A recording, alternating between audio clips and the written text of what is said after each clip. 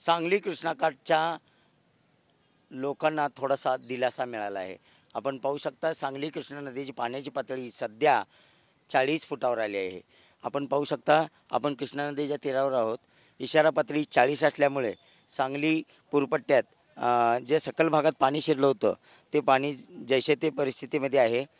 रात्री 40 फूट 6 इंच असणारी पाणी पातळी तब्बल रात्रभरापासून सकाळपर्यंत 6 इंचाने उतरली आहे आणि पावसाचा जोर ही मंदावला आहे। गेली 2 दिवस झालं पावसाने विश्रांती घेतल्यामुळे या ठिकाणी पाण्याची पातळी इंचानं थोडीशी कमी होत आहे आणि ही खरोखर सांगलीकरांना दिलासा देणारी बातमी आहे।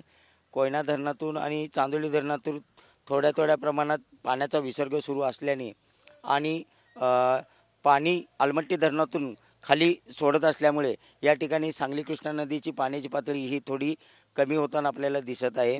NDRFची टीम सांगलीत 31 ऑगस्टपर्यंत तळ ठोकून थांबणार आहे। त्याचबरोबर 90 लष्करी जवान आणि 10 अधिकारी अशी 100 जवानांची जी तुकडी आहे आर्मीची ती सुद्धा या ठिकाणी सांगलीत सध्या तरी थांबलेली आहे। एकंदरीत पाहिलं तर पावसाने ओढ दिल्यामुळे आणि विश्रांती घेतल्यामुळे सध्या तरी कृष्णा नदीची पाण्याची पातळी ही इशारा पातळी 40 फुटापर्यंत आलेली आहे। कॅमेरामन विकी सोबत मी शंकर देवकुळे, TV9 मराठी, सांगली।